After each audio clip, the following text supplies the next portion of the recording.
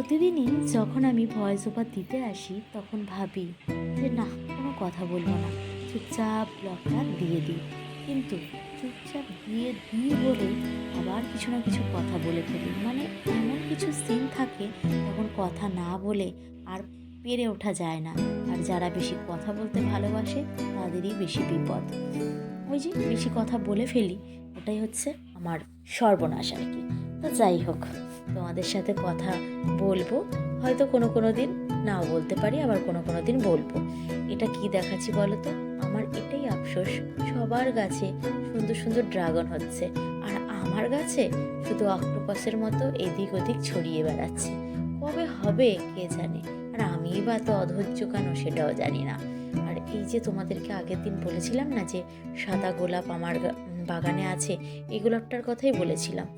তো সামনের বছর অবশ্যই তোমরা যদি আমার সাথে থাকো দেখতে পাবে যে সারাটা বাগান আমি সাদা গোলাপের চাষ করে ফেলেছি।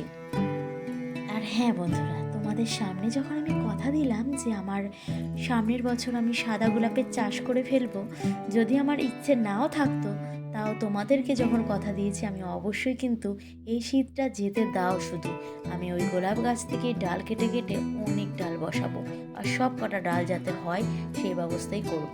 তাহলে চলো দেখতেই থাকো, আজকে সকাল থেকে আমাদের বাড়িতে এই কাণ্ড কারখানাগুলো চলছে। এটা তো শুধুমাত্র আজকের সকালটা দেখাচ্ছি, প্রতিদিন এই কাণ্ডটা হয়ে থাকে। বাবু স্কুলে যায় 7টা 10-এ, না সরি 7টা 20-তে। আর আমি বাবুকে আগে তো ওই তোমার 6টার সময় ডাকতাম, কিন্তু এখন বলি না, অত সকালে ডেকেই বা কী করবো, 6:30টার সময় ওকে বলি উঠতে। তারপরে ও আস্তে আস্তে উঠতে উঠতে আরও 5-10 মিনিট লাগিয়ে দেয়, তাড়াতাড়ি করে বাথরুমের কাজটা মেটায়। তার পটি করে, স্নান করে, সমস্ত কিছু সেরে ব্রাশ করার পর ও কিন্তু রেডি হয় না, প্রতিদিনই স্নান করেই স্কুলে যায়। তো আজও সেই। আর আজ সকালবেলা যেটা দেখলে, দাদু ওকে পরিয়ে দিচ্ছে জুতো, আমি খাইয়ে দিচ্ছি, আমি ড্রেসটাও পরিয়ে দিয়েছি।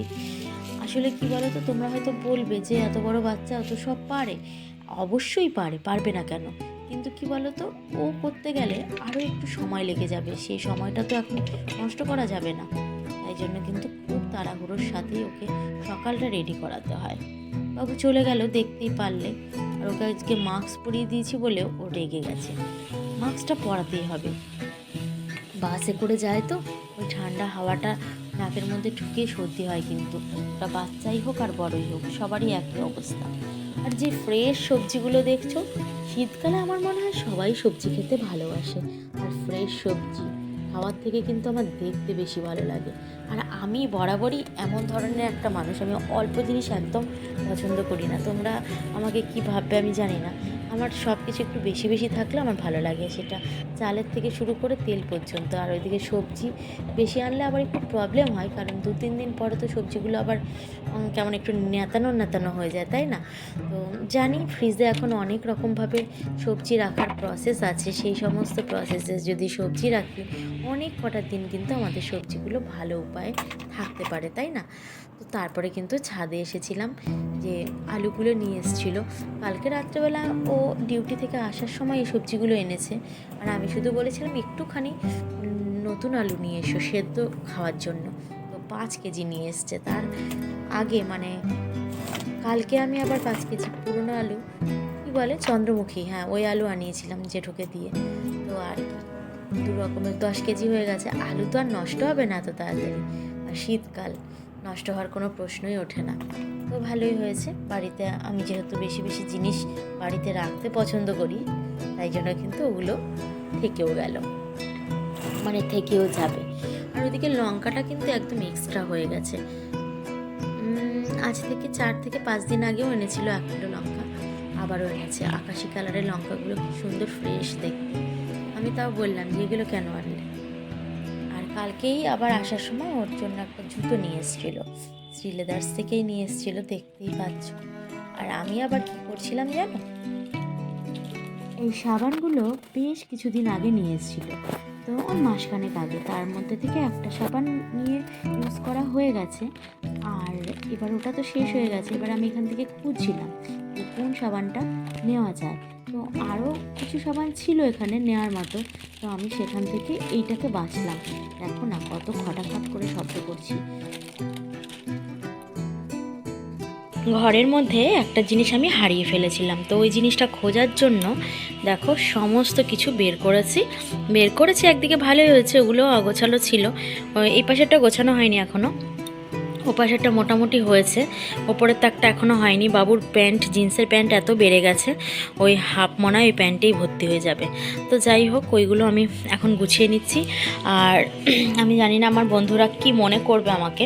আমি কিন্তু আমার একটাই আইডি, দুদিকে যেহেতু দেখছি, আর ল্যাপটপে আমি কোনোদিনও ভিডিও দেখিনি আজকের আগে, তো তাই জন্য কিন্তু অনেকে ভাবতে পারে, কারণ এখানেও যেই টাইমে কমেন্ট যাবে ওখানেও কিন্তু একই টাইমে কমেন্ট যাবে অন্য বন্ধুর কাছে।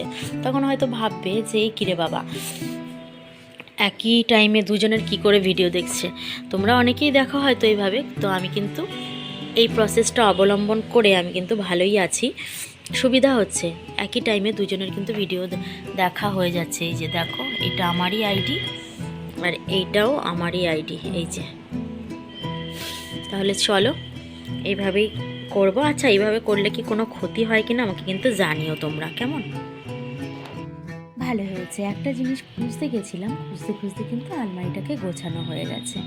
আর রাত্রেবেলা করেছিলাম একটা কিন্তু প্রিয় জিনিস, ওই যে বললাম যে নতুন আলু এনেছে, তো এক হাতে যেহেতু ফোনটা ছিল, ভালো করে কিন্তু তোমাদের সাথে আমি শেয়ার করতে পারলাম না জিনিসটা। তাহলে চলো আজকের মতো এই পর্যন্তই, আবার দেখা হচ্ছে অন্য একটা নতুন ভিডিওর সাথে। ততক্ষণ আমি আলু মাখাটা খুব ভালো করে মেখে নিই। চলো টাটা।